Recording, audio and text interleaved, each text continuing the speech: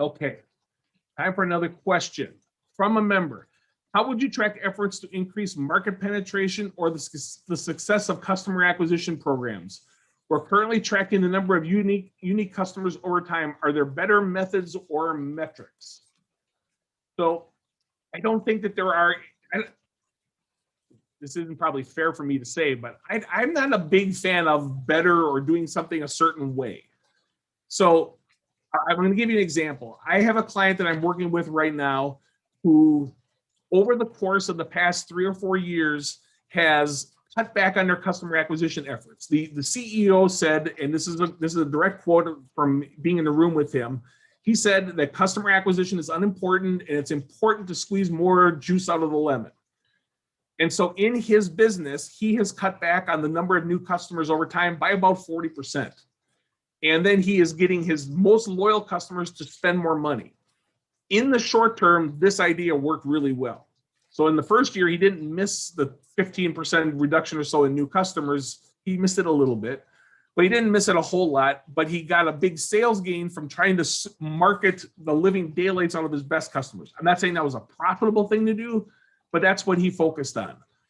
His company barely looks at the number of new and reactivated customers they generate. And so they didn't even notice over the course of 3 or 4 years that they had lost so many customers. So when he called me in to ask me why his business was struggling, that just fell out. Number of new and reactivated customers was down 40%. His annual repurchase rate for his brand is about 28%.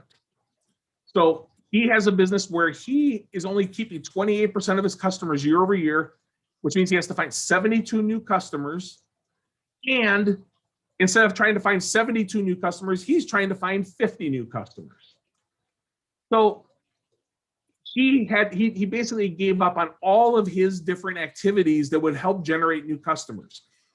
I work with another e-commerce client, and last night we were having a discussion, and this e-commerce client is doing all of these different activities to create awareness. So she, the executive I'm working with, she is spending a ton of money on awareness.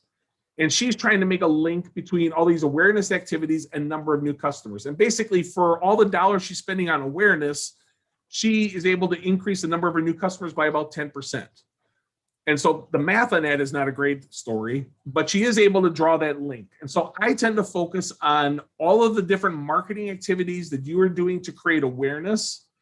Those awareness activities are then combined with, some very simple, like for instance, if you have a strong paid search program, you're now spending all the money to capture all that awareness through paid search. Those things are combined together.